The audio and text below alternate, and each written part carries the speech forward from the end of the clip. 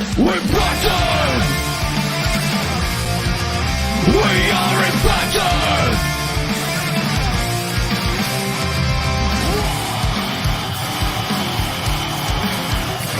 We're battered! We're ready to get up! We want to win! Light the fire of power that make us free! We never break down! We want to win! We are impacted! The best team!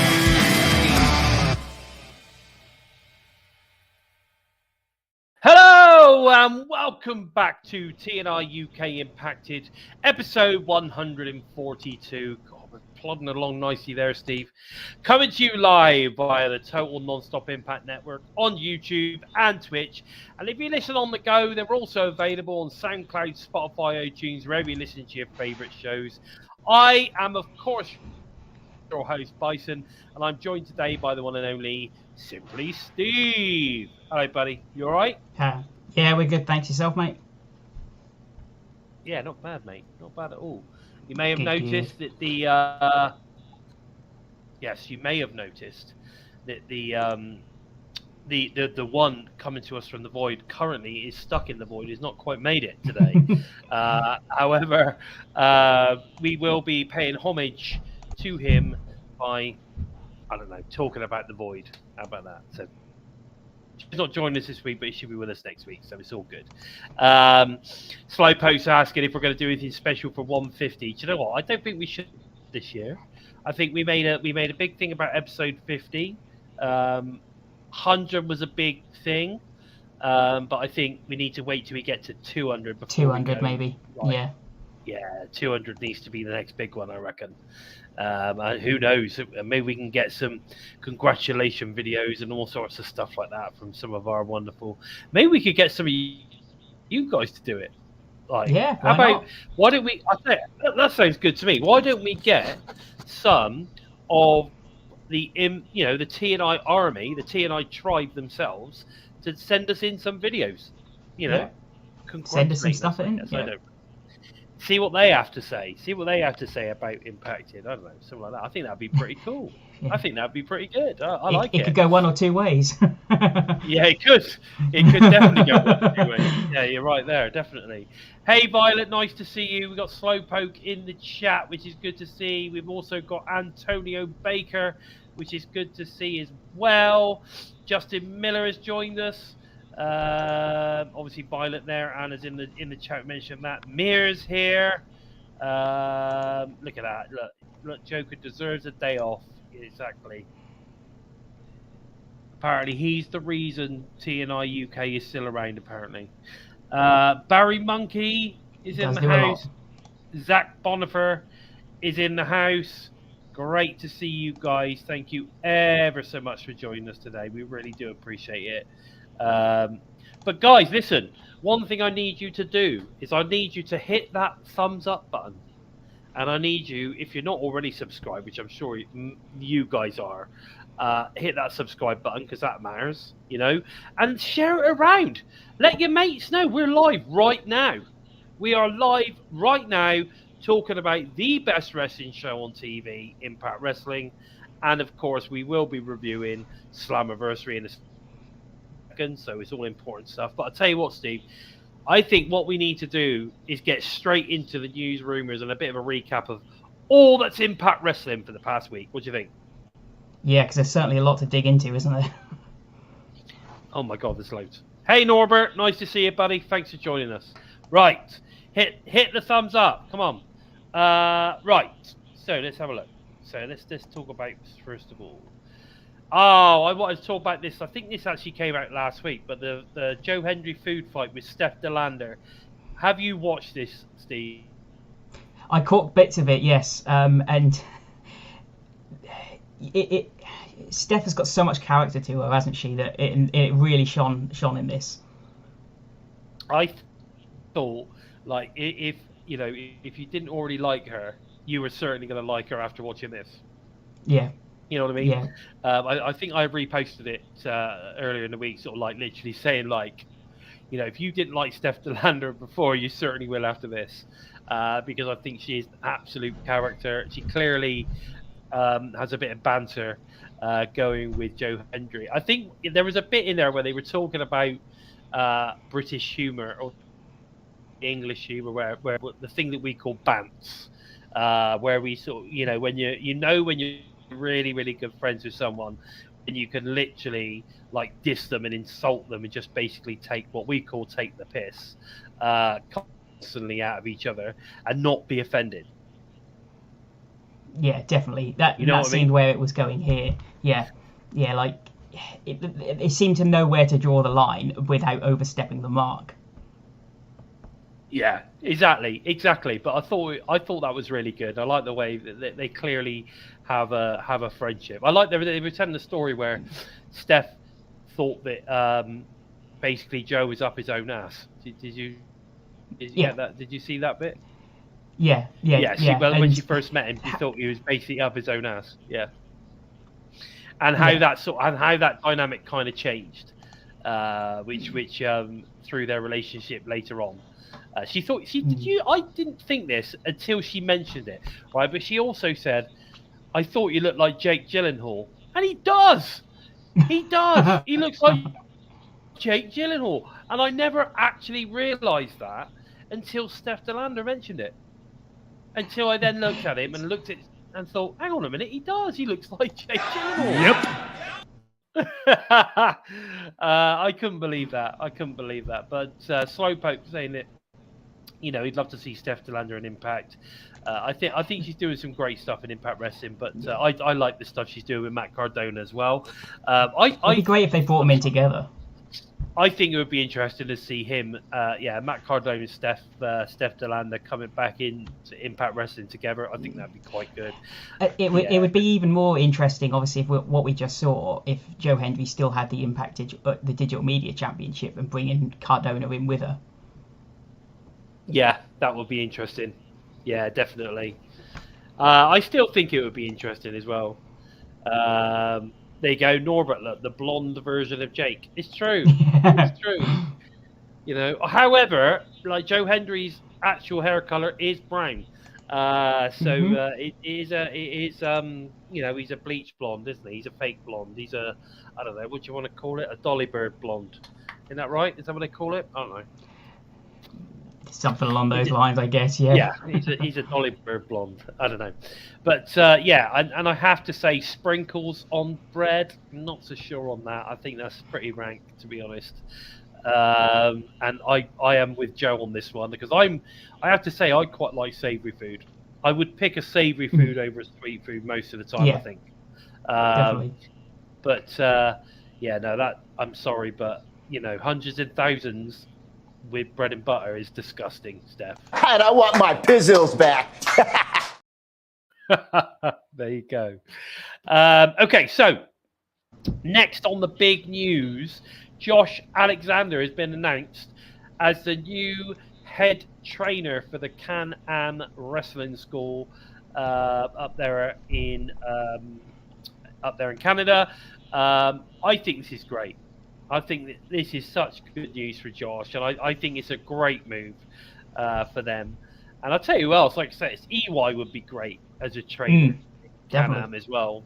But there you go. But fantastic. Josh Alexander, congratulations, my friend, as well as obviously turning up at Slammiversary over the weekend. Fantastic to see him in his new role as head trainer at Can-Am Wrestling School. I think that's great. Interesting to see what comes from that, mind, of course. But yeah, no, it's good stuff. We also had the New Japan Pro Wrestling IWGP champion Sanada is going to appear at Emergence, which I think that's pretty cool. Yeah. Yeah, that's pretty cool. I'm trying to remember when it was the last time we saw Sanada in an Impact Wrestling ring. It was around about it was when he was he was involved in the Revolution storyline, weren't he? So I would guess it was around, was it 2014? Maybe? Sort of around that period? It must have been. Yeah. It must have been. Yeah, it was certainly a while ago. Let's put it that way. And what a talent Sonata is. Oh So, yeah, yeah. I'm excited. I'm actually really excited to see him turn up at Emergence. I think that's going to be great. Who they're going to stick him in with, I don't know. Obviously, I don't know. Maybe they'll put him in and have a IWGP match, for the title. Maybe. Or something. Go against one of our bigger names, maybe. Imagine EY versus Sonata. That would be pretty cool. It would, yeah. Or maybe it's a case of Shelley saying, no, go and prove yourself first, and Josh Alexander takes him on. Yeah, that's true, actually. Josh, yeah, but again, if you're pushing Josh as your big man, I can't see Sonata losing and becoming the New Japan Pro Wrestling IWGP champion. Have they said it's for the title? No, they haven't. True, that's true. They've not said that. So maybe just a matchup. But then, if Josh was to get a win over Sonata in Impact Wrestling, I mean, surely that would then open up a door for Sonata versus Josh Alexander for the IWGP Championship. Definitely, yeah. I mean, we've seen it before, haven't we? We've seen it before where they hold multiple titles, but yeah, it's going to be an interesting one to seeing who he takes on. I mean, it'd be interesting to sort of see someone who is working in Impact that has ties with New Japan. You feel? Oh yeah, that would be very interesting. But there you go. So Norbert is saying you won't see Okada in Impact. Never say never. Never say never. Things are different now. Yeah. Good morning to Antonio. Nice to see you, my friend. And of course, Justin's in there as well. So good to see you guys. Multiverse United. We've had a match, or Multiverse United 2, I should say. We've had a match announced. We've got Leo Rush and Trey Miguel versus Takahashi and Mike Bailey. That's a match. Yeah. I think. Yeah, that's going to be insane. Do you know what I quite like about the Multiverse United thing? It's very separate. It's a completely separate thing. Yeah. Isn't it? It's a completely separate thing. So, like you say, we could stick Trey Miguel and Leo Rush together, which seems. Trey Miguel, Leo Rush together. It seems like really random. Even Takahashi and Mike Bailey together seems a bit random as well. Do you not think? It does a bit, yes. Yeah. Yes, like I say, sometimes you get these random matches, but sometimes you can have the odd story come out of it, which is great because it doesn't take any building, but sometimes accidents can sometimes come out of it, which is fantastic. Yeah, I agree, definitely. But I like the way that they don't really they're very standalone. It's almost like it's almost like set up as an indie show. It is, yeah. And I quite like that. Totally standalone. We get, I suppose that's why they're calling it the multiverse. I suppose because it's just like a totally different universe on what's going on from what's going on in this universe. Yeah. So I quite like that. And I appreciate that you like the new TNI and 60 theme here. Thank you very much. It's actually one I've used before a while ago, not for TNI and 60, but I can't remember what I used it for, but I did use it for something. Okay, so that's really good. Trinity. Now, this is interesting because Trinity promoting Impact. Also, her friends were clearly supporting her in Windsor. So we have Mercedes Monet and Tamina Snuka. Now, they must have been backstage at Slammiversary and the TV tapings because, there were pictures taken of her over the weekend wearing their ring gear with the Knockouts title with Mercedes and Tamina. Yeah. So that's interesting. Yeah. Do you know? Well, there was definitely rumours that Mercedes Monet was backstage at Slammiversary supporting her. Didn't hear anything about Tamina Snuka, but yeah, there was definitely rumours about Mercedes. Like I say, if this is a one-off to support, then yeah, why not? Why not go along and support? But who knows? We have seen wrestlers come in sort of. Well, Mercedes was at the last Chicago tapings when she debuted, so it's not the first time. Yeah. And I think it's a cool thing because at least if she's around, regardless of why she's there, it certainly gives Impact officials an opportunity to have a chat. Yeah, definitely. Yeah. You know, And like I say, she is working currently in New Japan, so who's to say she doesn't appear at the multiverse? Exactly. And to be fair, she's not contracted in New Japan though, and that's the No. thing. That's the thing. She is working New Japan dates, but she's not contracted to New Japan. So, you know, there's no reason why we couldn't stick in a 6 month like we've done with other talents in the past. Let's stick a 6 month program together. Let's see how that pans out. Bam! I honestly believe it's not unlikely that she could turn up. Definitely. Yeah. As much as people are like, oh, you know, Impact can't afford her, blah blah blah. Well, we can afford Trinity, so we can afford, you know, your Nick Aldises, we can afford your Leo Rushes, we can afford, you know, do you know what I'm saying? We can afford to pay Moose what he wants. Money is not an issue. I don't think money's an issue at all. I don't think money's an issue at all, and I honestly think that at some point in the future we are going to see Mercedes Moné turn up in an Impact Wrestling ring, definitely. But there you go. I like what you're saying there, Mia, as well. You know, Trinity is the real head of the table. She probably is. She's like the she is part of this friendship group that are clearly supporting each other in whatever it is that she does. But yeah, it'd be interesting.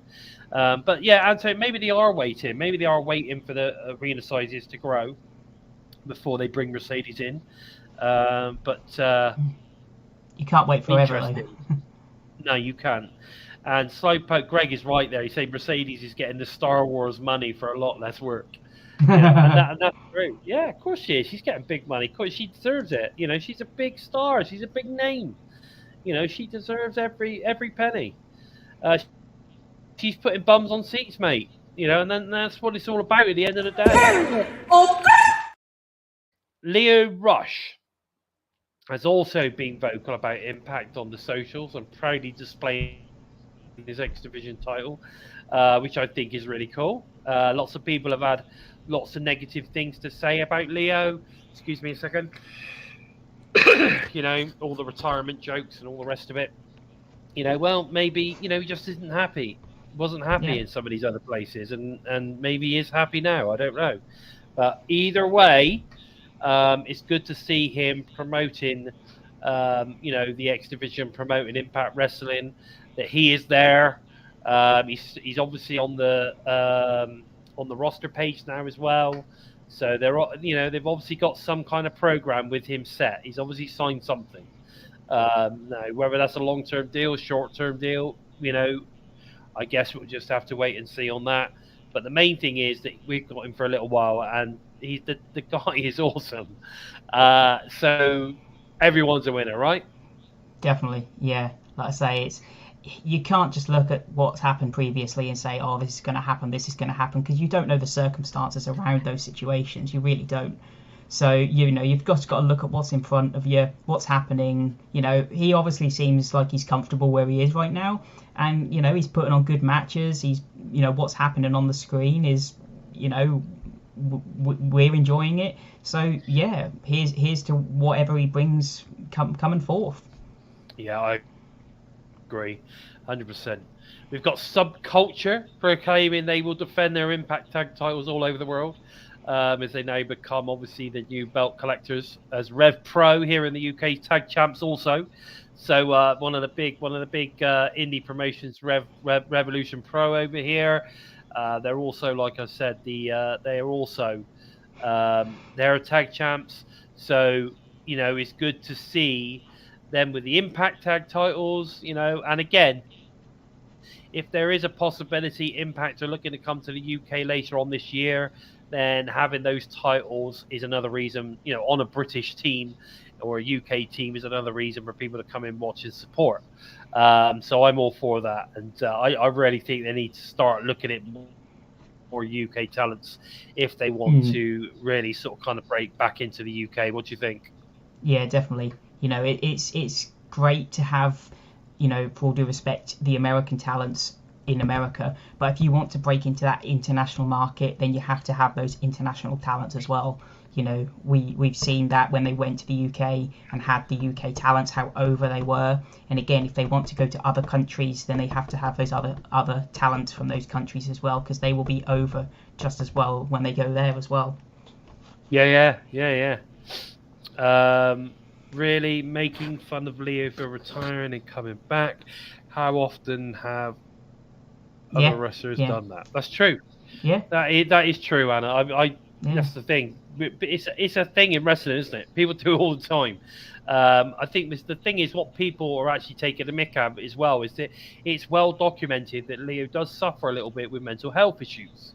And when he's not happy or there's something, issue or whatever, then, he slips backwards a little bit. But, let's hope that he's in a good place right now.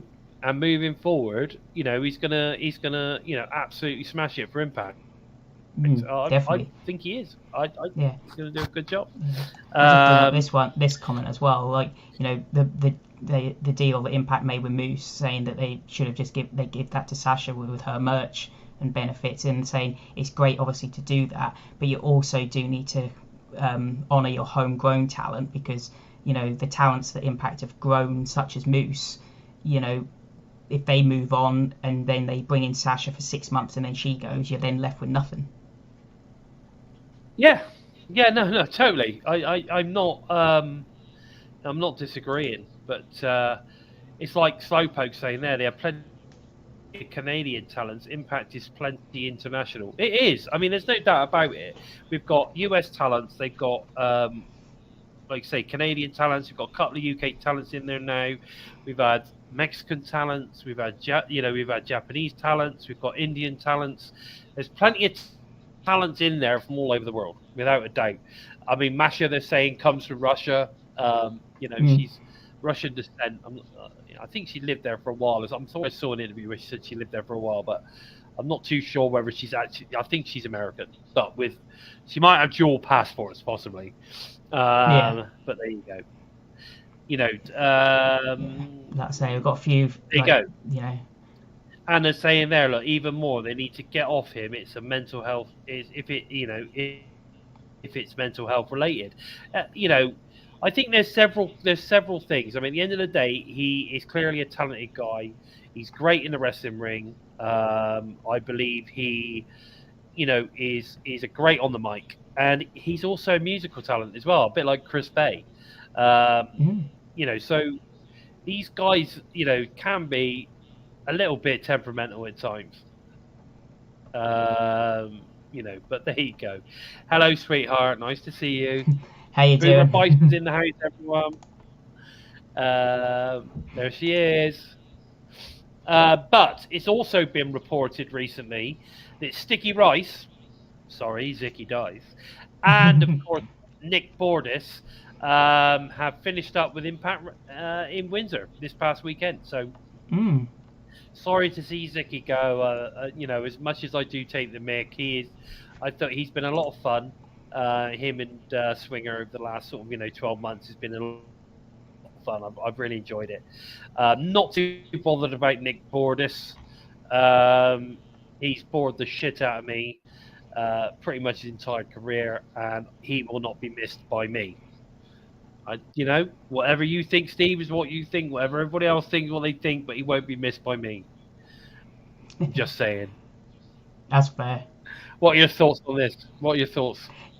Yeah, no, I think but most of us assumed that Nick wasn't sticking around for long term, and I think when the title shot came at Slammiversary, and especially when he lost, you felt what was next.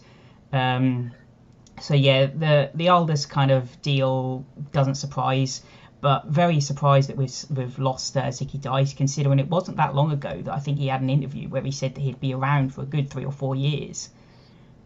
So it's very surprising that it suddenly ended for Zicky Dice, and that realistically we didn't really see much of him besides backstage promos. No, I think they sort of kind of. Trouble is, you don't know what they had in mind. I'm sure that whatever they had in mind for him is very much the sidekick that can go in the ring kind of thing, if that makes sense. But they didn't really do a lot with him. No. And that is a bit of a shame because, like, a lot of people are saying, you know, he can go. You know, the dude can go. He's very good in the ring. But, you know, at the end of the day, would I rather see Zicky Dice or Chris Bay? Would I rather see Zicky Dice or Gujar? No. Would I rather see Zicky Dice or, I don't know, Yuya Uemura? Oh no. Yeah, I mean when you break it down like that, it's when you break it down like that, it's one of those where. Yeah, but it's one of those where it's like, well, if you didn't have much for him, why did you bring him in? Well, because I guess, you know, they thought that he would be great working alongside Swinger, and he was. He was, yeah. Fact, what he did was fun. It was fun. He got TV time, and like's already been mentioned in the chat, he was only using Impact Wrestling to get his referee license anyway. Now he's got his referee license. He's on his ear, and he's off making the big bucks. Let's face the facts. Yeah. Face the facts. But there you go. But you know, it's fun. You know, he came in, he had a good time. Like you said, the only one I'm definitely not gonna miss. Well, actually, I will, because whenever I needed a little snooze, then you know, Nick Aldis came along, and there you go. I got me little 40 winks while he was on the telly, which is brilliant. And then, but other than that, yeah, we're all good. No, I say that about Aldis, but I mean, I appreciate it, and we'll talk about it a bit later. He's not bad in the ring. I just find him so bland and boring as a personality that I just can't get behind him. It's one of those things where, like, even whether it be heel or face. It's one of those things where they put up a video back when he was there previously, and you listen to some of his promos before, and they're so much better. It's like being in the NWA has saturated all of his personality. Yeah. He's got nothing. He's got nothing left. There's nothing. He doesn't offer any. I don't know. Like, you know, his voice is boring. It's monotone. You know, and even when he used to have tries something to mix his voice up, maybe I've never seen a decent promo from him ever. Yeah. Whenever he's promoed, I've always been bored. I always used to think he had something, but since being in the NWA, maybe it's a case of like, yes, it's kind of like this is what you need to do, and now no, like it's just saturated it. Maybe. Hi, Simon. Nice to see you, my friend. Nice to see you. Thanks for coming in. I don't know, but I'm already bored about talking about him. Literally, we've been talking about him for about a minute and a half, and I'm almost about to yawn. I'm that bored. No. I'm sorry. I just can't. I can't get behind the guy, I'm afraid. And I know he's got his fans out there, but, you know, I don't know, doesn't do it for me. But there you go. Oh, Simon says, sorry for lurking. Just feeding, what's that? Just the nervous pack of dogs. Oh, okay, fair enough. The ravenous pack of dogs. Fair enough. Norris has joined us. I didn't notice you in there before, mate. It was nice to see you. Barry Snickold is quite limited in the ring. All his matches feel the same to me. I agree. You know, anyway, I don't even want to talk about any more he's got. This is as bad as Josh Matthews' shirt and tie combination. Yeah, exactly. Look at that. Norbert thinks, wishes Bully Ray would just leave Impact Wrestling. Bully has a lot more to offer, if you ask me, than Nick Aldis, but there you go. Let's get into this Slammiversary review, Steve, shall we? Why not? Let's go for it. Why not? Let's get in there. So let's first of all talk about the knockdown match. You've got Giselle Shaw, Savannah Evans, Jay Vidal versus Jody Threat and the Death Dolls. Obviously, Courtney Rush and sick, cause she's sick. Anyway, as far as I was concerned, this was a fun match to kick off the night. Jodie Threat actually looked at home with the Death Dolls. I have to say, I thought she fit really well, and they clearly enjoyed working together. That's for sure. And again, it was against obviously the shorterage of Giselle Shaw, Savannah Evans, Jay Vidal. I thought this was a fun match. I'm not going to harp on about this really, but I thought it was a good match. I was pleased to see Jodie and the Death Dolls come out victorious. There was a lot of cool stuff. It wasn't very long. It was only about 5 minutes long, I think. Yeah. But it was a good match, and there was a few fun little bits in there as well. And it was good to see the shorterage get their ass kicked. What do you think? Yeah, I was kind of a little the other way around. I was kind of hoping that we'd get like something from the shorterage that, getting back on the win page. But I guess they needed to keep Jodie looking strong. The Threat Dolls, I'd call them through this match. The Threat Dolls, yeah, that's right. But yeah, like you say, they fit together really well. And if they wanted to put Jodie with Courtney and Jessica, then I wouldn't be against it. They did look really good together, and I think Jodie could do with something along those lines, because I don't know if she's ready for that upper echelon singles push yet. But I would definitely be intrigued to see if they put up with them, because the whole group seemed to knit well together.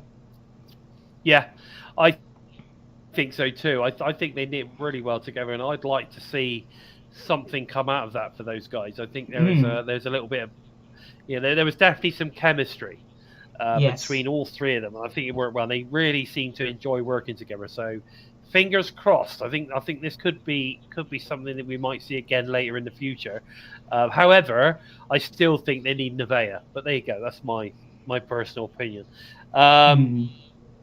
We then add the digital media champion Joe Hendry versus obviously Kenny King, and he had Sheldon Jean by his side, and this was obviously a DMC championship match. Great. I thought this was a great DMC matchup. There was loads of power-based moves from Joe Hendry, which we like to see because he's a strong fellow. He's a good, strong guy. We had some great offense and, of course, speed from the KING King. Lots of chances stripper Kenny to set the tone as well. I thought this was a fun match and interesting to see, and unexpected as well, to see Kenny King get the win and become the new digital media champion.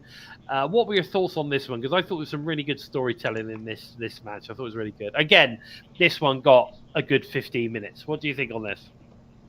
Yeah, like you said, great match, and I liked the use of the tie halfway through the match where Kenny was like, no, I don't want it, and then it kind of backfired on Joe. Sheldon putting the Kenny's leg on the rope, which, to be honest, due to the camera angle, I actually thought Kenny lifted his leg, so kind of caught me by surprise that it was Sheldon that put it on there. But I think I was ready for this. I think I was ready for Kenny to take it and Joe to kind of lose the title. I think it was due a change. And yeah, I'm looking forward to seeing what Kenny does with the belt now.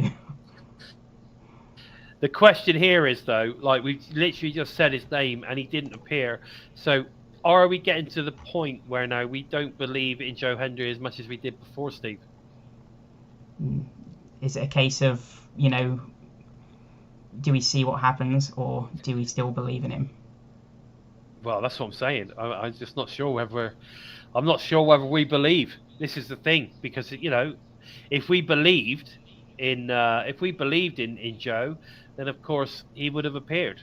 And I think that's the key to this whole, to everything about Joe Hendry. It's got to be, you say his name, the man appears. If you don't believe, he don't appear. I'm sure that's what it is, mate. I'm sure that's what it is. Sorry, Joe. I believe in Joe Hendry. Oh, yes, we still believe. Do you know what? It reminds me of that. What was that song from I think it was the Lost Boys. I believe. You know, do you remember that one? Do you remember that? Do you remember that song? I'm trying When he had the saxophone. Oh, I believe. Do you remember it? Oh, mate. No, I don't. No. Was it Curtis Steiger or someone like that? I don't know. I'm sure some in the chat will remember that song. I'm sure someone in the chat remember that one. Yeah, Kenny King stripper dollars in the front row. They were Eddie, and they were Eddies. They were Eddie. Nice, thanks for joining us, Eddie. Because those stripper dollars in the front row were rocking, mate. They were rocking. And I believe you're the man that made those bad boys. So there you go. Yeah. Hendry and King worked really well together. Yeah, they did. I'm not sure if this was a like a Joe Hendry thing or not, but you know, or maybe it'll be a Kenny King thing as well. But I'd like to start seeing some knockouts go for the belt because it is meant to be an intergender title. That's true. That is true. That is definitely true. Now, Eddie, listen, mate, listen, right? Thanks for joining us today. I really appreciate it. And you've got some of those left. If I gave you my address privately, would you send me one of those stripper Kenny dollar bills? Because I will put them right up here, pride of place for the world to see. I tell you, would you do that for me, buddy? Would you? Come on.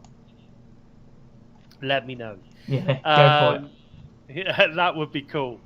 Okay, so we're good with that. So, but that was I think it was a good match. I think they do work really, really well together. It'd be good to see what they do in the future. Oh, possibly. Oh, that's a tease, Eddie. That is a tease. Seriously, I'm gonna have to get my mate William onto you. We then headed into Slammiversary, and we were hitting Slammiversary hot, weren't we? We Definitely. were hitting Slammiversary hot. We decided that they were going to go with the Ultimate X straight off the bat, no messing about. Have some of that. We get Casida versus Alan Angels versus Jonathan Gresham versus Kevin Knight versus Mike Bailey versus the returning, and I mean the returning, Jake something for Ultimate X. Oh, baby! How cool was that? I was so happy to see Jake back. I know that we talked about this, about him possibly being, you know, the person with Scott D'Amore, part of the Scott D'Amore thing, didn't we? We did. Thank you, Eddie. Appreciate that, buddy. I'll speak to you after the show. So, yeah, we talked about that, and it's really weird. We never even thought, you know, or maybe it'd be in the Ultimate X match, did we? Because actually, it wasn't until afterwards I thought, hang on a minute, yeah, normally you have 6 people, not 5. Yeah, no, I didn't think of it either. It never even dawned on me. Never even dawned on me until then. But yeah. Absolutely, so happy to see Jake back, and my God, mate, he is in tip-top condition. I love the new, more well-kept shaved beard. He's got it all shaped up nice. He's cut his hair, got a nice style about him. Like everything about him now. I mean, he's got a 6-pack, whereas before he was more of a, you know, a 2-pack kind of guy. But you know, he's trimmed down. He looks like a champion, don't he? He looks like a champion. Yeah. Now it's going to take me a little while to get used to the short hair, but physically he looks jacked. He looks in great shape. He really does. And it added a different unique to the match having that big guy in there. It really did. Well, it's the one thing that was missing. We've always had in those Ultimate X matches, you always have one of those bigger guys, don't you? Definitely, yeah. And like, and they really threw me because you had like Kevin Knight nearly win it within seconds, didn't you? Yeah, exactly, yeah. But and in this match this match was bonkers. Yes. Right? There's no other word to describe this match but bonkers. Do I spy someone new in chat? Tweet her at me on what is that all about? They need to get behind Jake something I want to see. Yeah, Facetagram. I don't know this character, but hey, welcome to the show. give us a thumbs up, subscribe if you're not already subscribed. This is what we need. But yeah, I mean, come. Yeah, definitely. So, I mean, there were some mental spots in this. There was one where Angels did oh god, I can't remember what it was now. He did something off the top turnbuckle, and it looked like he was it a Spanish fly? Might have been a Spanish fly. It looked like he actually landed on his head. I think he did, didn't he? Yeah, because he was grabbing his back and everything. It looked awful. It looked nasty. I thought he took himself out. I think that was a nasty, full, like landing. Not great, but it was still pretty cool to watch, right? Like I say, you got Mike Bailey doing moonsaults off trestles. I mean, come on, what the hell? That was insane as well. But one thing is for sure. I mean, there was just high flying move after high flying move. There was a great moment where Alan Angels jumps across and punches Jake something in the nuts, which I thought was quite funny. There was quite a few balls shots, whatever you want to call it. Yeah, I think halfway through, I think Angels was just like, sod it, I'm going to do what I can. He sort of took himself into the heel character, didn't he? Yeah, exactly. But this was bonkers, mate. This was bonkers, and I'll tell you what, it set the night off fantastically well. I was like literally on a massive high. Literally, this match was fantastic. Smashed this podcast. Nice to see J Bone in the chat. Good day, gents. Love to see you, Steve. Yeah, we're doing good, mate. Hoping you're feeling better. It's good to see. Good to see. Anyway, we were then informed by Tom Hannafan of all people that former Team Canada member A1 is sitting ringside tonight, which was quite cool, and obviously all the crowd went crazy, and he's doing all of this business and all that. So straight away you're thinking, okay, well he's not just there to watch, is he? You know what I mean? He's not just there. There's something going down here Something's tonight. happening. Something's going down. So that was great to see, and of course, again, more mention of Team Canada, which I thought was really good. Nice to see you, J-Bone. Thank you, mate. So yeah, that was really cool as well. So I was happy for that. What's that? I was just watching Impact Officer. It got me high.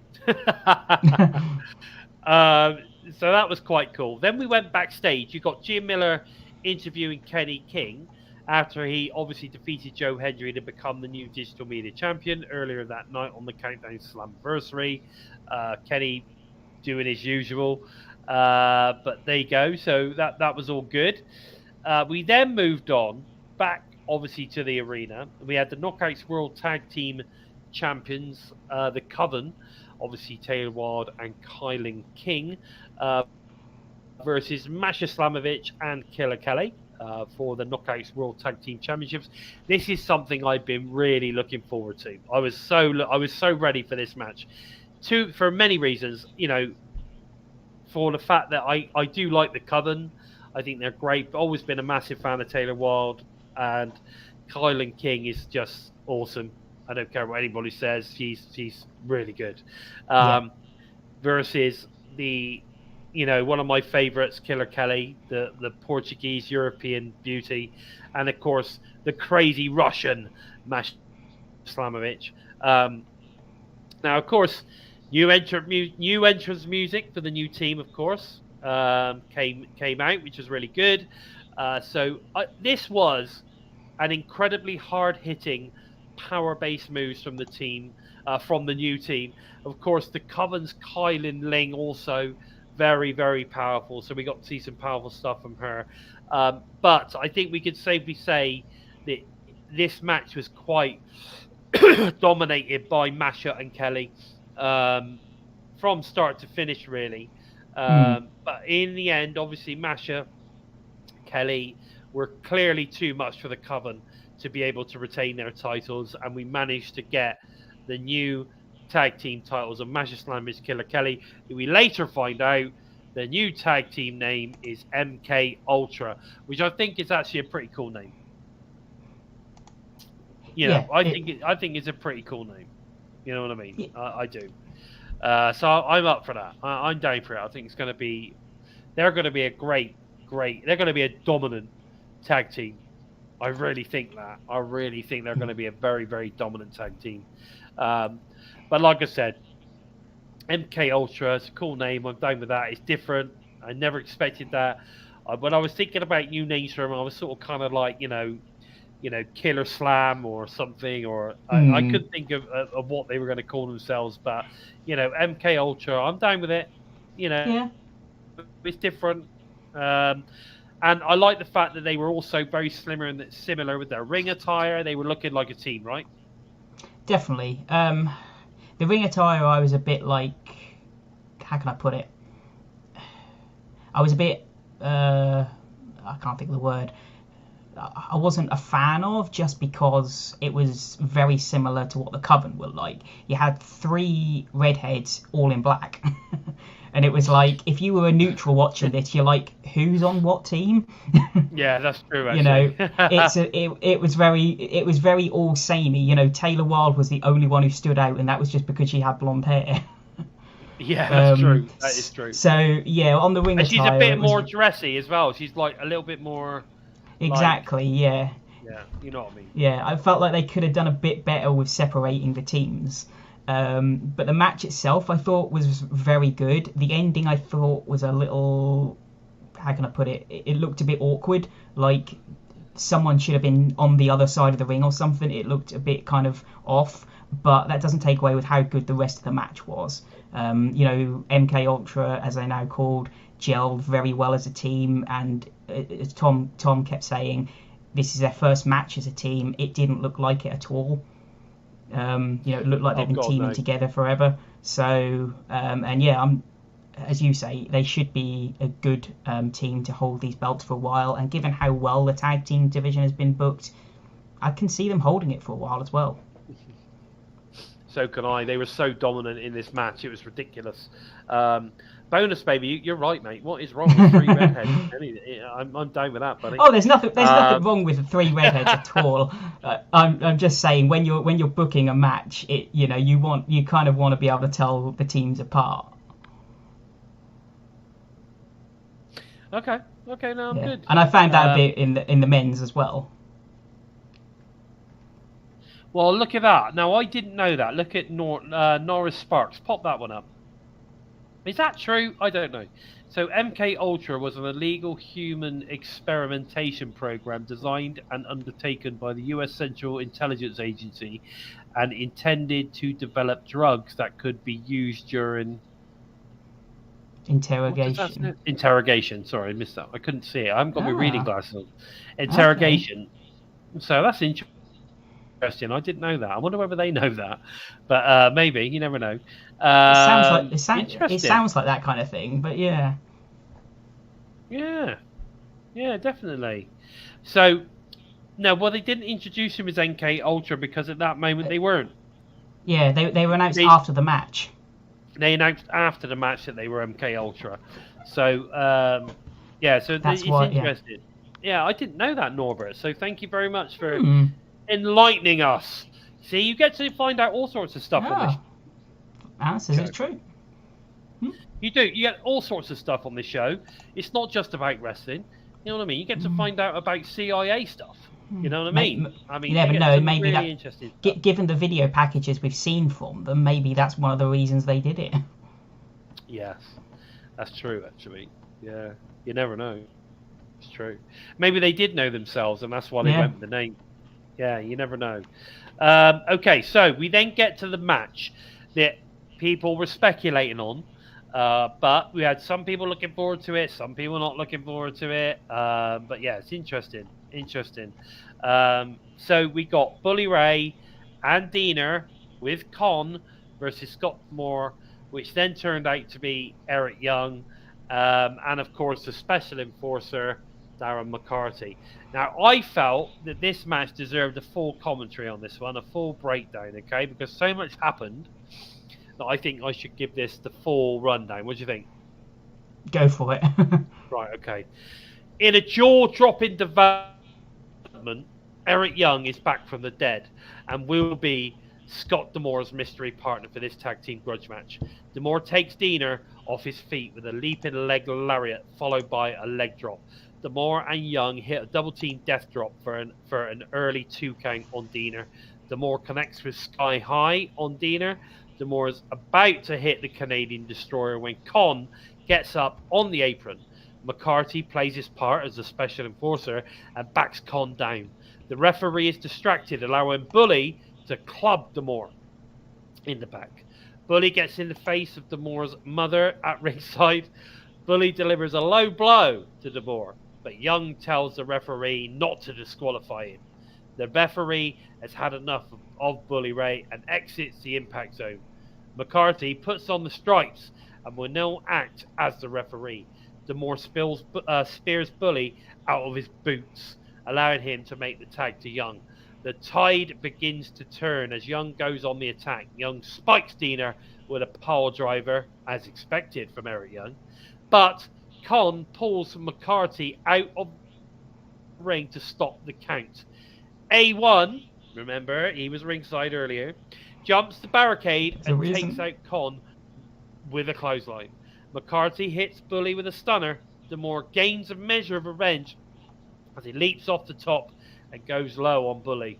D'Amore and McCarthy then drive Bully through a table. D'Amore hits the Canadian Destroyer on Diener, followed by a top rope elbow from Eric Young, which I have to say, obviously to get the win, which I have to say was really good.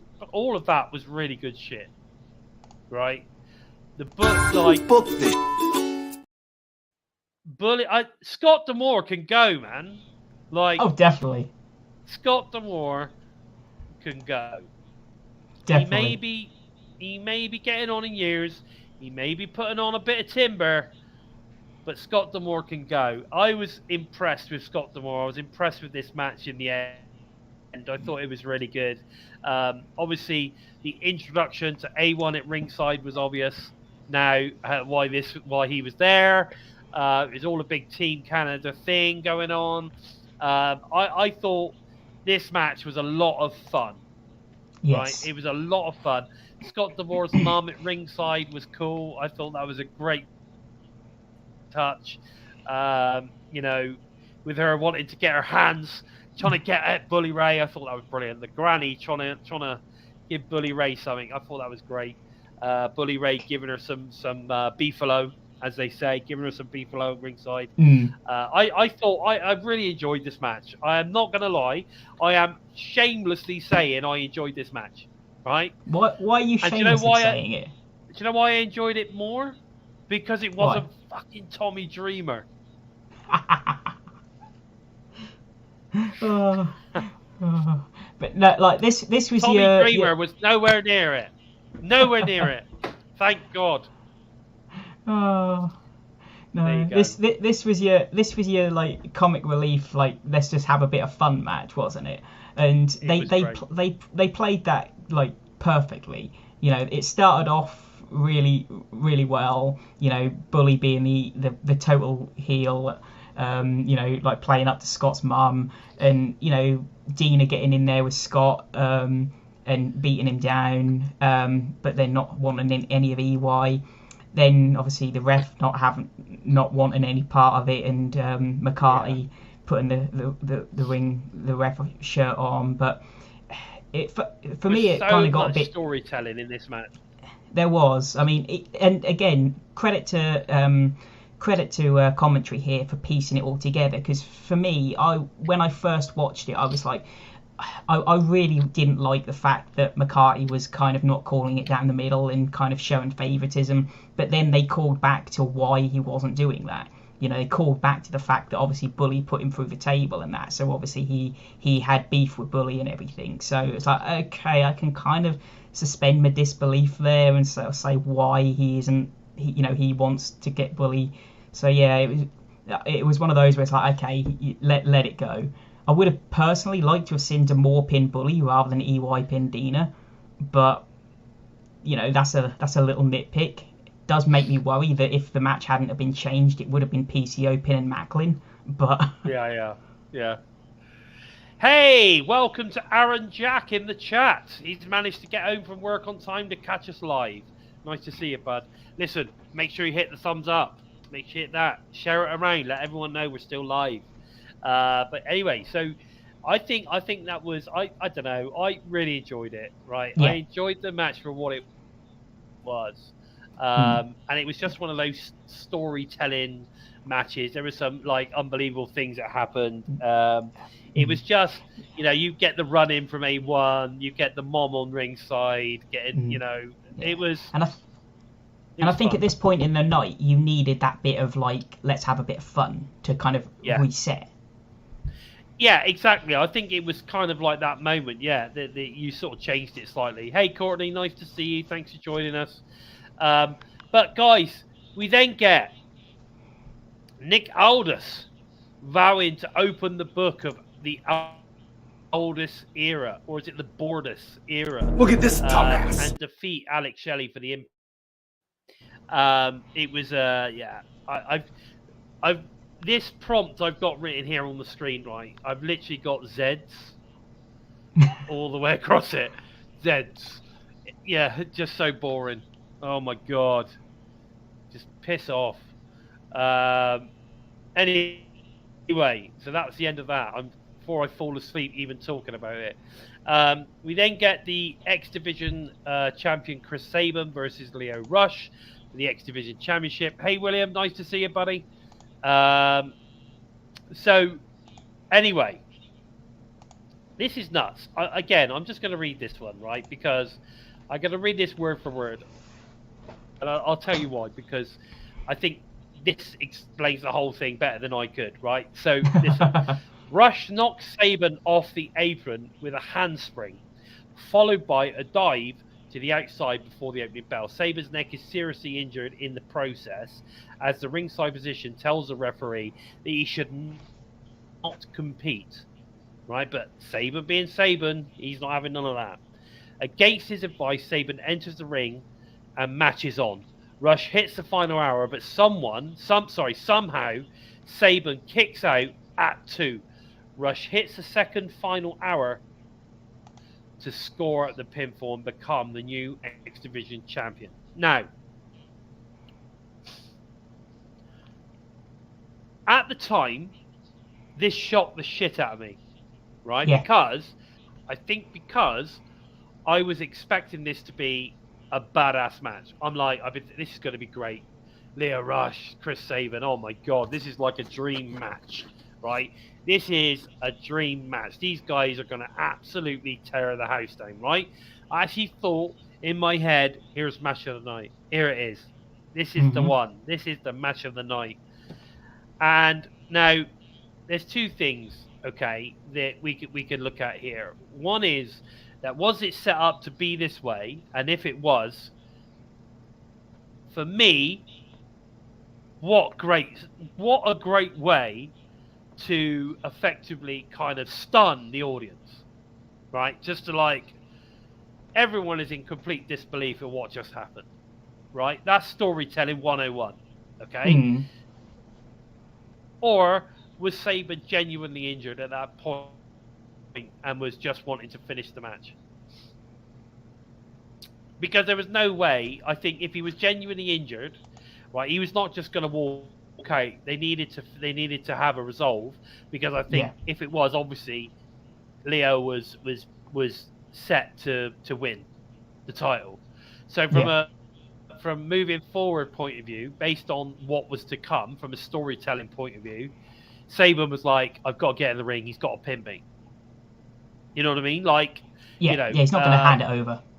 No, he's not just gonna. It's just not gonna. Like if it was to be end there and then, that wouldn't be it, would it? It would just be, he's injured. That's the end of the match.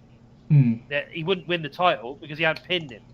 It would be an injury and stop the match. So then there would be a rematch, right? But because you don't know what the plans are moving forward, whereas Chris and the team do, right? He's thinking, shit, I've got to be pinned here. I've got to be pinned. So he then literally gets up, gets in the ring, gets Leo to finish him off. I don't know. I'm not sure whether this is a work or whether he was genuinely hurt. I don't know. What do you think? Of the two, personally, although I don't like to say this, I'm hoping it's a case that Saban did have a slight injury, because it's one of those where if it is a work and they said, look, go out there for a couple of minutes, and we'll work this quick match for an angle, as great as an angle as it is to get heat onto Lio Rush, it's one of those where if you're, say, a mutual fan and think, oh, that's a fantastic match, when you're buying the pay-per-view or buying a ticket to go and see the pay-per-view live just for that one match, you feel a bit cheated now. So it's a very gutsy call to do that on a live pay-per-view for like mutual fans who are buying it maybe just for that one match. I can see maybe what they're doing if it is a work, but yeah, it's an interesting call. Yeah, no, definitely. And I'm down with Bonus Baby on this one. He's saying, like, basically, if you pop Bonus Baby up there, what he's saying is that basically if it was story from the start, it was great, and I agree, fantastic. If it had to be improvised due to an actual injury, it still fits the story that Lio Rush was saying, that he is, in it for himself. So it still works regardless, and I agree. And fair play to the legend that is Chris Sabin for getting up and getting in the ring. And letting Lio pin him. I know that I think like the following day, Chris posted something on social media just basically apologising. I'm not sure what he's apologising for, but he just literally said, I'm sorry. Now, I don't know whether that's because, he genuinely did end up getting injured or what. I don't know. Yeah. We didn't end up with a match. But either way, we're going to get that match down the line. Oh, definitely. We're going to get that match, mate. Yeah. We are. And one thing we can say is you look at who the champion is now, Lio Rush, and you look at who the challenger is now, Kushida, they could have that match over in New Japan, maybe. It's one of those matches, where, they're challenging and going for the X division, but both are, have worked in New Japan. So who's to say that it doesn't happen on American soil? Oh, yeah, totally. I mean, it could be, episode of Strong, maybe. Yeah. But either way, I think, we are going to see Chris Sabin versus Lio Rush in an Impact Wrestling ring at some point down the line. Oh, definitely. I just hope, I just want to say that Chris Sabin, I know you're not watching the show, but if you ever did watch the show, we appreciate you. And, if you are injured, genuinely injured, quick recovery, we're all behind you, buddy. Really. Yeah, definitely. Thanks for everything you do, man, because you're amazing. There's no doubt about it. You're an amazing talent. You're amazing behind the scenes. You're a locker room leader, and speedy recovery if you did get a little bit injured. Not heard anything at all. Normally you get some sort of all the word backstage is that Chris Sabin really was injured. Blah blah blah. Not heard a thing. Nothing's gone out to say that he was genuinely injured. But I think Lio fits. Aaron Jack saying it there in the chat as well. He thinks that Lio fits really well with the Impact locker room, and I agree because he's a bit of a misfit, isn't he? Let's face the facts. It's been said before. The Impact roster is like the misfit toys, isn't it? It's the locker room.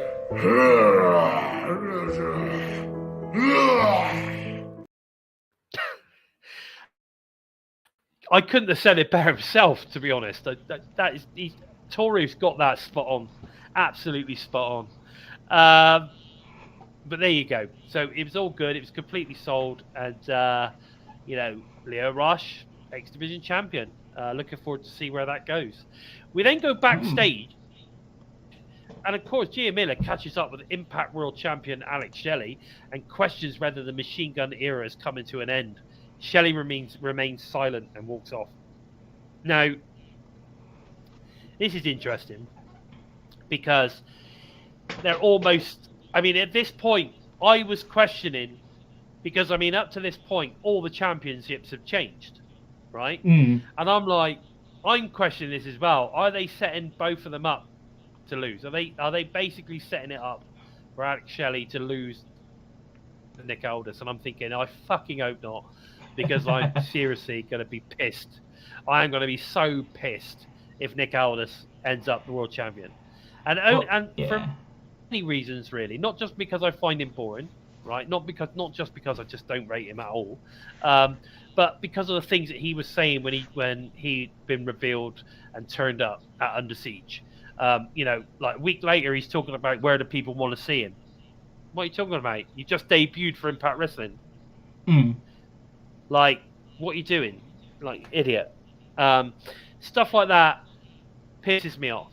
Like, stop worrying about where people want to see you. Tell them they can see you on Impact Wrestling. You're nothing but a selfish prick! Yeah, that's about right. Yeah. I think that's about right, to be fair. I think that is exactly hit the nail on the head. But there you go. So Norris is saying, was it best wrestling storylines are the ones where, as fans, we are not sure if it's a work or a storyline. Exactly. Yeah. Exactly. Yeah. Keeps us guessing. That's why that whole Leo Rush scenario with Chris Sabin is so good. Yeah. Well, the fact we're talking about it means it's done its job. I think we spent more time talking about that than we have anything else, and the whole thing lasted about 5 minutes. So, that tells you something, doesn't it? Definitely, yeah. I know, it's mental, isn't it? Mir, you're right. I don't ever have to say that man's name ever again. I'm just over him. Anyway, Impact World Tag Team Championships. We've got ABC, obviously, versus Moose and Myers versus Subculture versus Rich Swann, Sami Callihan. Okay. This, for me, is a contender for match of the night. I love this match. Like, this is a Chris Sabin. Oh, I love this match. Definitely, right? This was such a good match, right? And I think because it's such a good match, it deserves a full breakdown, right? So Swann hits Webster with a shoulder breaker, followed by kick to the face. Swann counters a powerbomb from Moose and takes both him and Myers out with one enziguri after another. Moose catches Bay in midair and powerballs him into the hardest part of the ring. Myers spears Austin on the apron. Callihan tosses Webster over the top rope into the sea of humanity on the floor. Callihan hits a Death Valley driver on Webster, followed by a rolling splash from Swann. Some of the combo stuff that was going on was really good. Austin kicks Swann into the swinging neckbreaker from Bay. Moose and Myers hit in-sync power bombs on both members of ABC. Andrews takes out Moose and Myers with a double Pele kick. Moose fights back with a bicycle kick, but Andrews counters into Stun Dog Millionaire. Bay and Swann unite to catch Moose with two mid-air cutters. Oh yeah. Bay and Swann unite to catch Moose with ABC is out with about to hit 1-2 sweet when Trey Miguel, Zachary Wentz attack them outside ringside. Subculture capitalizes as Andrew soars through the shooting star on Myers. Andrew scores the pin as Subculture are the new Impact World Tag Team Champions. Subculture, baby. UK, mate. What a match! What a match!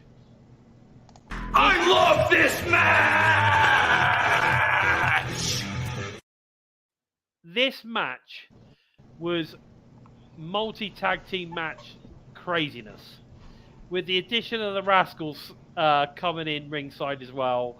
Mate, the tag team division of Impact Wrestling is when you include the likes of the Good Hands and other people, it's great. Oh yeah. It is great. I'm sorry, but it is. And Subculture, yes, baby. Yes. And to answer Norbert's question, I really hope not. What was that? I missed that. Are they transitional champions? I really hope not. I really hope they stick around. I don't think so. No, I don't think so. And the thing is, I'm going to say it now as well. I had an inkling that Subculture had been signed about 3, possibly 4 weeks ago. It was about 3 weeks ago. Because I'm going to a show in the UK, and I think I mentioned it on the show as well, because I'm going to a show in the UK at the end of the month. And Flash Morgan Webster from Subculture was on the card, and he'd been advertised quite heavily. And then all of a sudden he was taken off the card. Well, the same weekend that I'm at that show is Chicago tapings. So straight away I'm thinking, oh, that's a bit odd. That's a bit interesting. So I had a funny feeling that even if they didn't win this weekend, that they were at least going to be around Impact Wrestling for a little while. And of course, it has been sort of kind of reported, loosely termed reported, that Subculture have signed a deal with Impact Wrestling. So hopefully we will get to see him at the next set of tapings as well. And moving forward, I can't wait to see a bit more of Danny Lunar. She's great. She's really, really good. So I'd be very keen to see what she does in the knockouts division as well.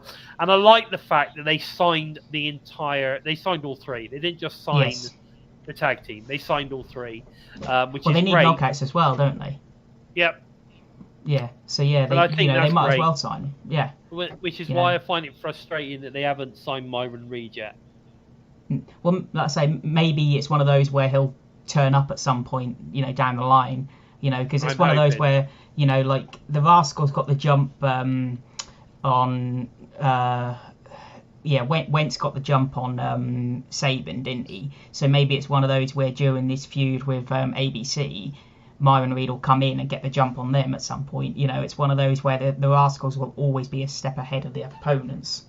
Yeah, that's interesting. Definitely.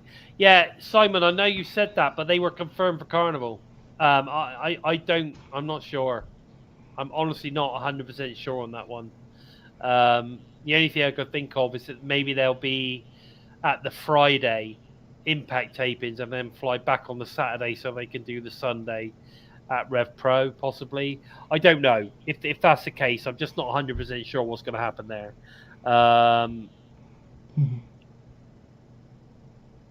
Okay, Aaron asking the questions. Big question for Bison and Steve. Would we be okay with Tessa coming back to give another chance? I've always said that as a wrestler, I 100% rate Tessa Blanchard. As a human being, from what I've heard, not so much, but then I don't know her personally. When I met her in New York back in 2019, she was lovely. So who knows? I don't know. It's whether Impact's willing to give her that chance. I don't know. Yeah, but I have to agree. Wrestling wise, fantastic. But over the years, you've had numerous companies sort of say, no, we don't want to do business. No, we don't want to do business.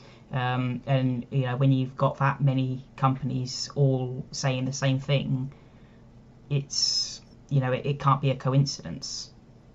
Yeah. I don't know. Like I say, it's not just a second chance with Impact. It's a second chance with numerous promotions. That's the issue. Yeah, I agree. Yeah, I mean, Norris Sparks is saying Tessa Blanchard versus Deanna Prazo would be money. Yeah. Oh, it'd be money. It'd be amazing. It would be, yeah. But that's it's the thing with Impact at the moment is they've got a fantastically good locker room, and I have to say, and I know what you're saying. Would you want to put a bad apple into the cart? Now, I 100% get that, but maybe it could be, well, Tessa, come in and do a I don't know, a 3-month thing or a 6-month deal. We'll see how it goes. Put her in some sort of feud. Maybe give her a redemption arc of some sort. You know what I mean? I don't know, but again, You know, I Well, don't know. Impact know what they're doing. There's money Impact know to what be they're made. doing. Impact There's know what they're definitely- doing with who they sign. Yeah, I agree. But there's definitely money to be made with Deanna versus Tessa Blanchard, I think, Oh, somewhere yeah. along the line. That would be interesting at all. I mean, yeah, but, you know, enough said on that, because that's got nothing to do with Slammiversary, bud. But anyway, Eddie Edwards with Alicia Edwards in his corner versus Frankie Kazarian, of course, with the legendary TNA knockout Tracy Brooks in his corner. For me, this I thought was just a typical grudge match, the kind of match you would expect from the two Kowalski guys. With Eddie, of course, being very heelish all the way through the match. Alicia waiting for her time to help Eddie, which of course came in the blindsiding of the ref, and she gets into the ring with Kendra, the kendo stick, which of course Tracy Brooks makes sure she never hits her man Frankie with it. Eventually, Eddie manages to get Kenny, the kendo stick, involved, hits the Boston Knee Party to get the win, but of course he still has to cheat to get the win. I don't think this is over. I still believe we're going to get Eddie Edwards, Alicia Edwards versus Frankie Kazarian, Tracy Brooks. It's coming. Yeah. I'm telling you, it's coming. What do you think? It has to, you feel, and I mean, I felt a bit like disappointed with this match personally, because to me this just felt like their other matches that they had. It didn't really feel like it stood out, you know, as a Slammiversary match. I mean, it was a fantastic match. It really was. Both men showcased everything that they had, you know, but they didn't showcase anything different than what they'd done in their other two matches, I felt, other than the story of Eddie trying to get the backpack stunner. And like I say, it just felt like it was calling for that mixed tag team match. It really was, to be different. Yeah. Can I just quick welcome Joker? He's entered from the void into the chat. So it's nice to see Joe joining us tonight. And I agree, mate. Mixed tag at the next monthly special. I'm down with it. And also, Norbert agrees we don't need any bad apples in our current locker room. So I assume that's related to Tessa Blanchard. So yeah, I think overall, I mean, it was a decent match. Like you're saying, it was a decent match, but it wasn't anything special. It was just the sort of match that you would expect from these two veterans, right? Yeah, I mean, it felt like it could have main evented Impact. It felt like that kind of match. Yes, I agree. It was one of those. Yeah, it was what you could have done. You could have been a weekly show. Hey, Chris Maycock's in the house. Nice to see you, bud. Thank you for joining us. I tell you, we've got loads of people joining us today in the chat. Welcome, guys. Welcome. Don't forget, thumbs up, and if you're not subscribed, hit the subscribe button. Really important. Okay, we then move on to the Knockouts World Championship match with Deonna Purrazzo versus Trinity. Okay, again, I thought this match was really solid, so I'm going to give you the full breakdown on this one because I think it deserves it. I think this was a really good fun match.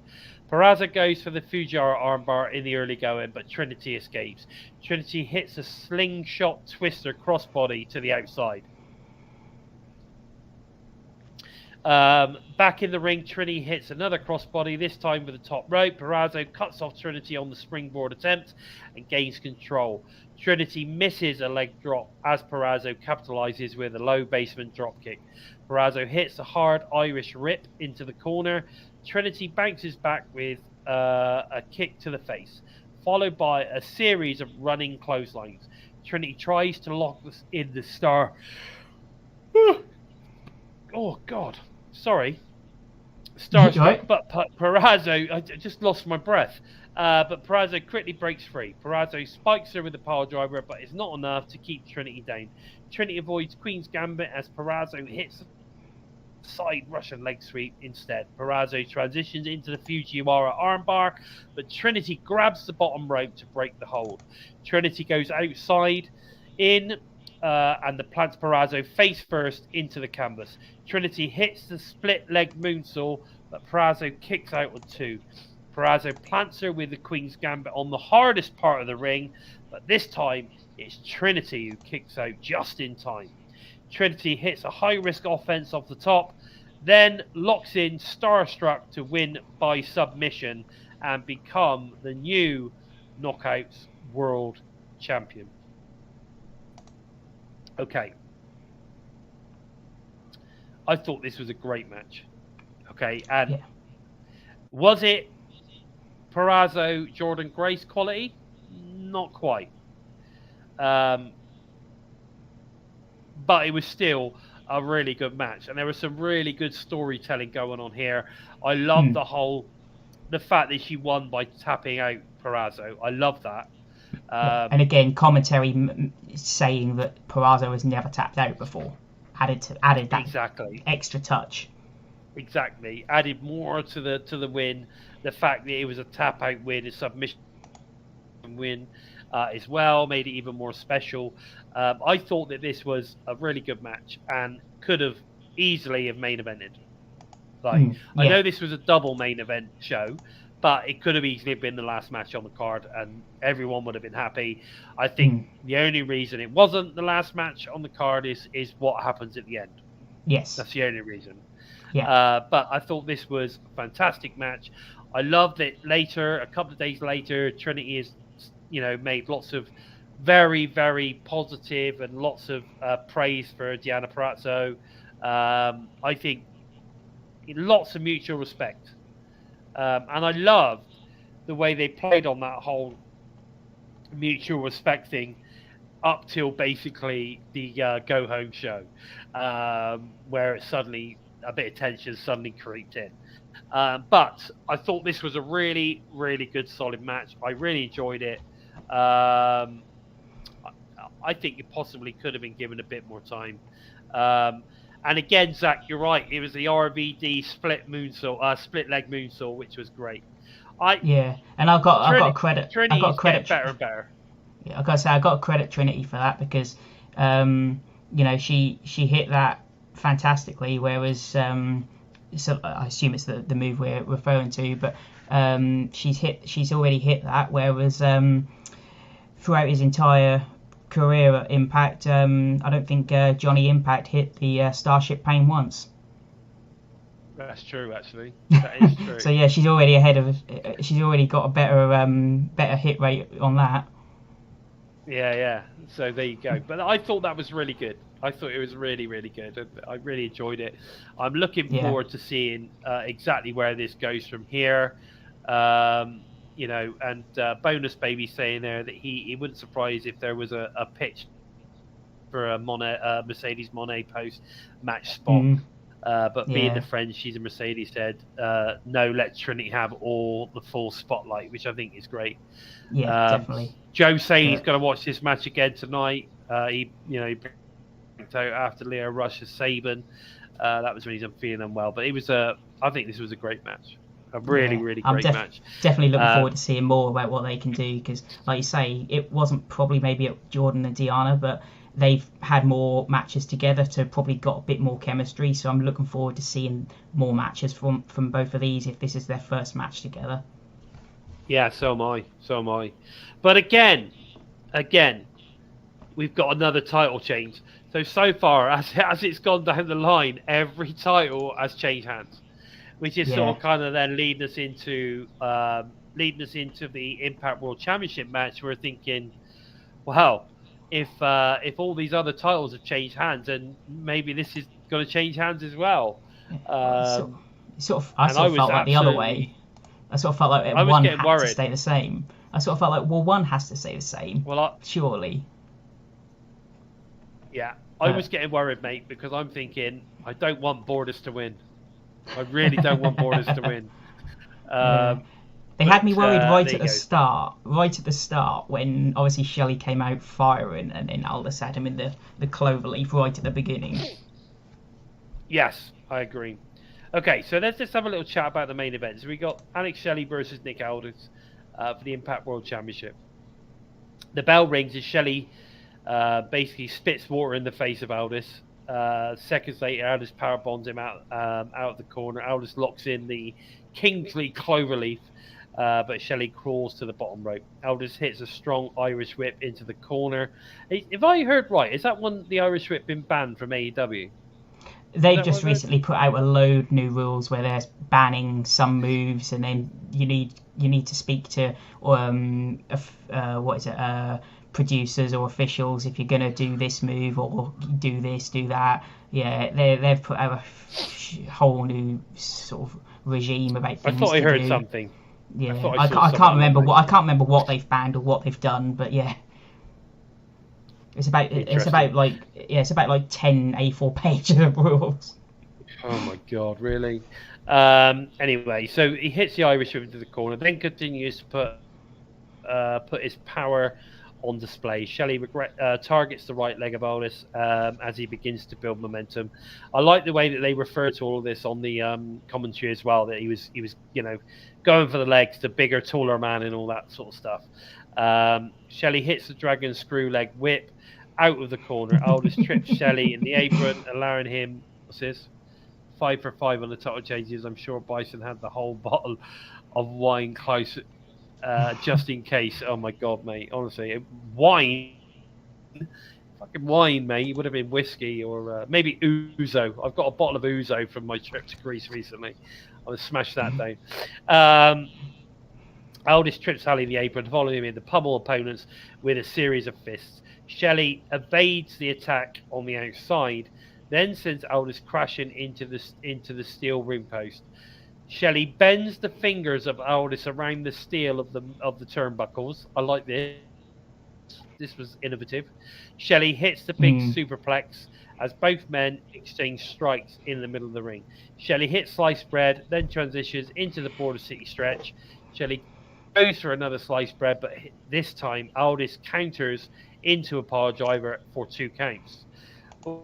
That was a bit... I was like, no! Aldous soars off the top with an elbow drop for the very close near fall. Aldous brings the Impact World title into the ring. The referee is removing the belt when Aldous delivers a low blow. Aldous spikes him into the mat, but it's not enough to keep Shelley down. Shelley hits the DDT on the title, followed by Shell Shock to win. Fantastic. Aldous decides he wants to try and cheat, and then ends up being spiked on the belt that he brought in. Perfect ending. Good match. Good match. I'm not gonna, I never take anything away. At the end of the day, I was happy that Shelley, wasn't a transitional champion into Nick Aldis. Let's put it that way. Got his win. Yeah. Beat a legitimate world champion in multiple companies. Fantastic job, Alex Shelley. Well done. And goodbye. I think, goodbye. Yeah. Goodbye. See you later, Aldis. Bordis. See you later. So I'm glad about that.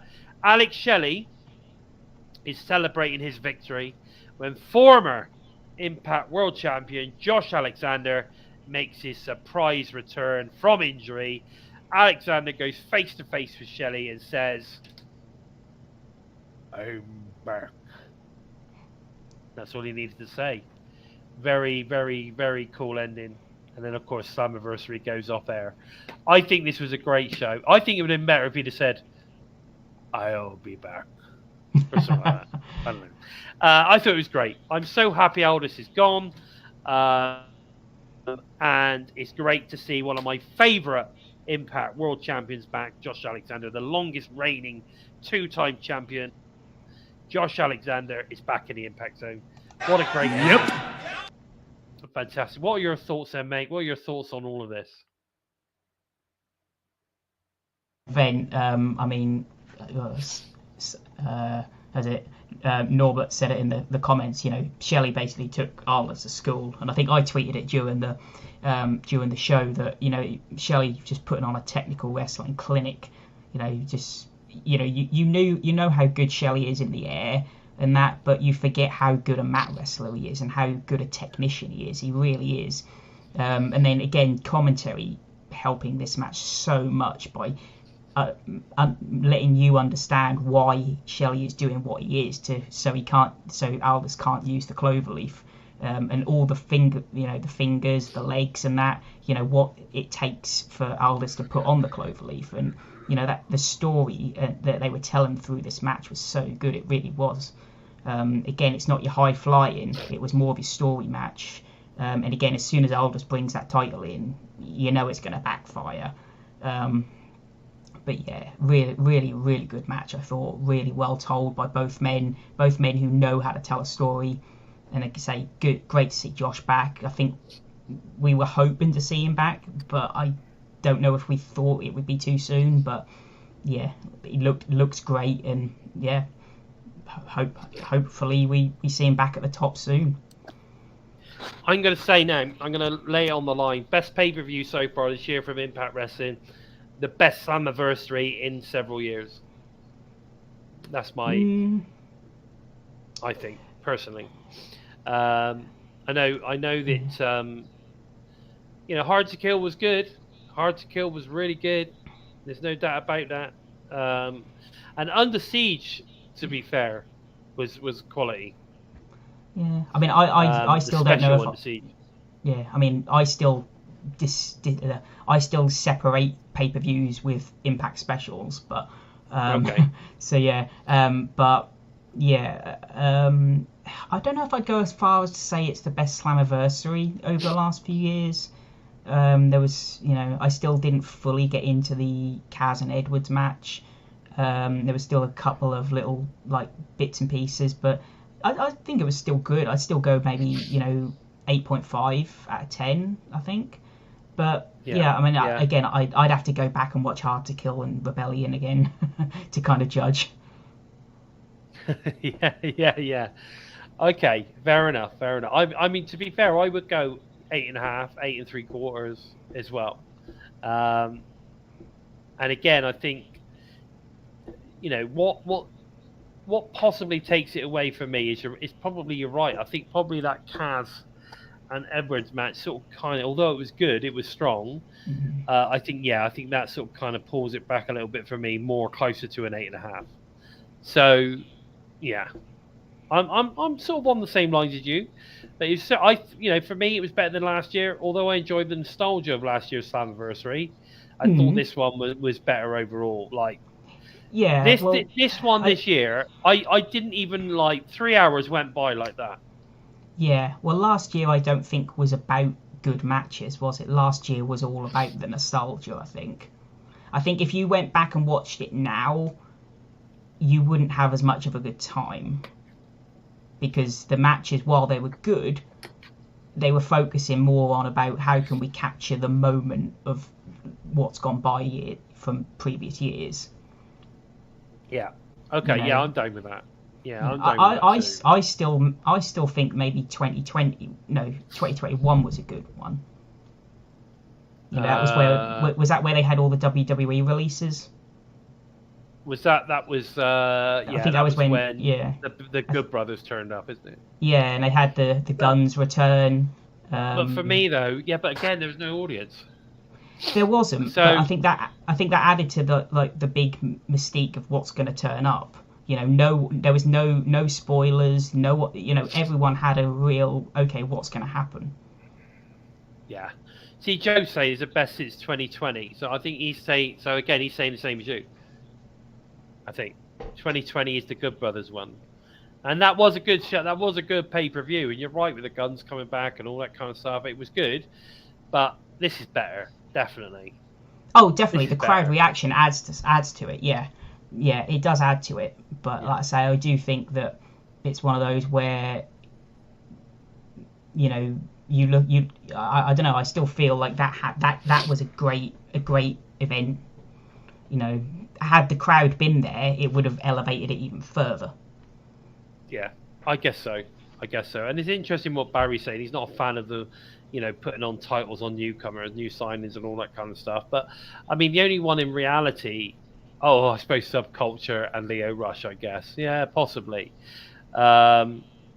But at the end of the day, if they deserve it, then yeah, get them on there. Get them on there. I mean, it's what they bring to the table that matters.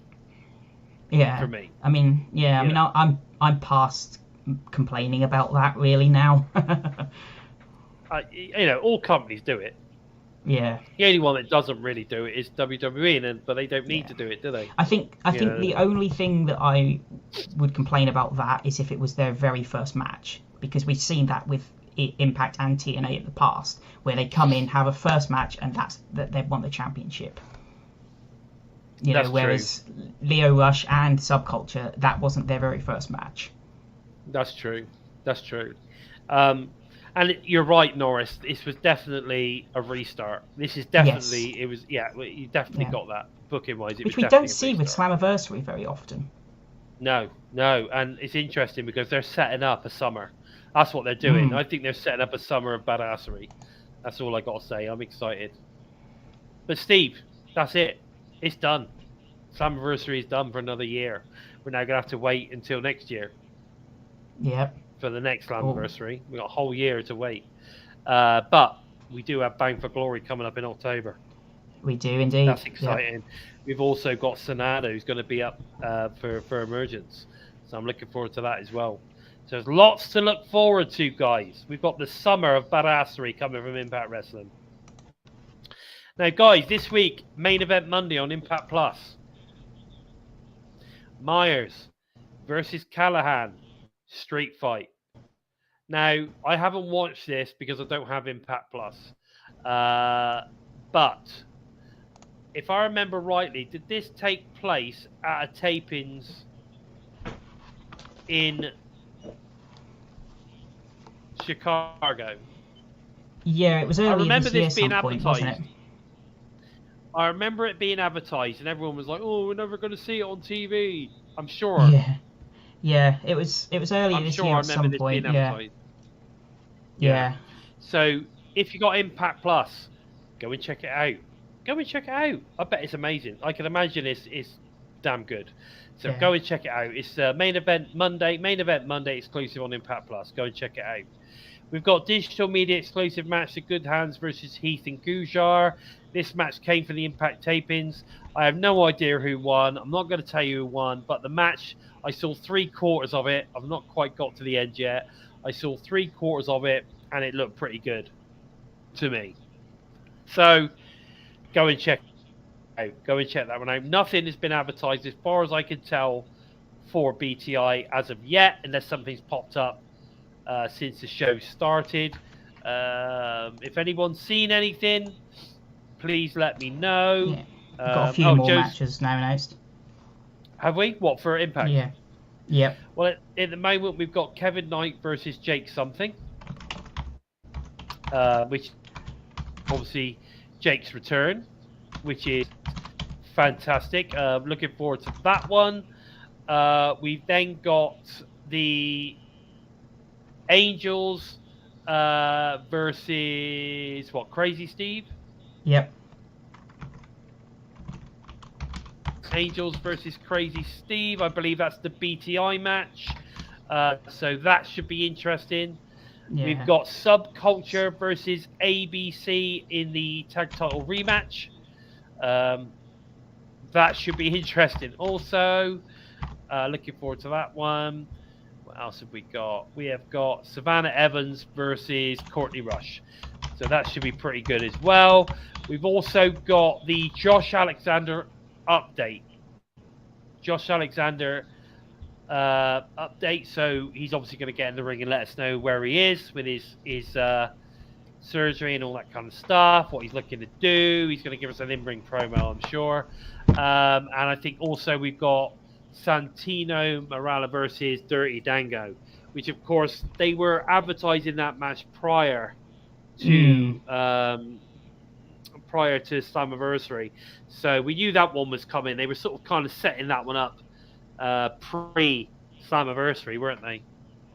Yeah, it's one of those where part of me expected to see it on Slammiversary, be it maybe the pre-show or something. I don't know if I'm kind of glad it wasn't, or because it's one of those where you felt it would be a feud ender. But we'll have to see how good the match is, really, to sort of think, okay, is it a good thing they didn't put it on Slammiversary? Yeah, exactly. I agree. I think the BTI match of Crazy Steve and Alan Angels, I think that's hope. I think that's a way of getting a win under Alan's belt there. I'm sure.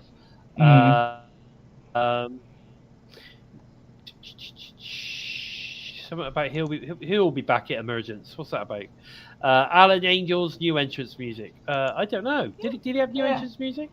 I think it was the music it's the music that he used when he first came into the company, before he went into the design. Okay. Okay. I'll have to give it another few listens. It sounded okay. If anything, it sounded a bit quiet. I thought it needed to be ramped up a bit. Yeah. Maybe it was the noise of the crowd going crazy for Angels. You know, now he's left the design. They like him. But yeah. So anyway, it looks like it's a full pack show, and I'm looking forward to it. Like I said, we think there's going to be a few promos on there. We're going to have a few things on there setting up. Setting up some storylines now moving forward. So I think we've got some good stuff on there. That's interesting. Yeah, Angels and EY become a team. That could be interesting. Yeah, and then go against the design.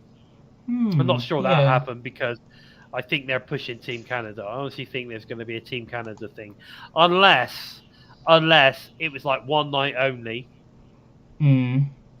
One night only, EY is in Team Canada. That's disgusting! Sorry about that. Sorry, I couldn't help myself. And then we get another character turn up. You know what I mean? I know that apparently EY is facing Nick Aldis as well, so I'm assuming that'll be next week, as that's not come up. And Eric, like that. Eric Young sends him packing. Yes. That would be cool. I'm up for that.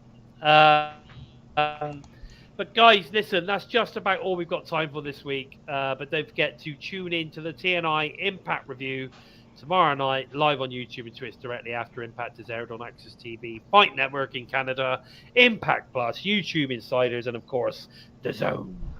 Please don't forget to head over to TNI Patreon for exclusive extra content when you sign up, and of course join the Discord where we talk about pretty much everything Impact and wrestling related, movies, sports, all that kind of stuff. What's that copyright? What's he going on about? Copyright. Bison copyright. I don't know. Beefalo. There should be a copyright on Beefalo, I reckon. But anyway, guys, please don't forget to head over to the TNI Patreon for exclusive extra content when you sign up. Of course, join the Discord where we pretty much talk about everything Impact and or wrestling related, as well as movies and other sports. All TNI shows are available to all you listen on the Go fans as audio only via SoundCloud, Spotify, iTunes, wherever you list your favourite shows. We are there. Where can we find you on the socials, Steve? You can find me over on Twitter at SimplySteve311 for everything Impact Wrestling related. Also over on the Discord, sometimes just promoting the Impacted occasionally. So, yep, over on those two things. Okay. And if you're interested in finding me at Lord Bison 45, I am available all over the Twitch sphere. I've finally, taken out 2,000 follows, so I'd like to see if we can head towards 2,500. So make sure you share me around. Make sure everybody knows I'm a good person to follow on the Twitter sphere. Let's see if we can get those follows right up. And of course, don't forget to follow at We Talk Impact on Twitter, on Facebook, on the Instanet, basically wherever whatever social media is, at We Talk Impact is where you'll find us. Eddie, I will be messaging you, dude. I want one of those $1 Kenny King bills. They look great. It looked great on my wall of wrestling. It will. I think it'd be fantastic. Anyway, guys, listen. Please take the time to help us out, move it up the rankings on YouTube by giving us a thumbs up. And if you're new to us, please consider hitting that subscribe button. And don't forget to give the bell a tickle, squeeze, or even a smash to never miss any of the great TNI UK US teams content coming out every single week. With all that said, I've been your host, Bison. He has been the man simply known as Steve. This has been episode 142 of Impacted. Take care, everyone. We're Bison! We are Impacted!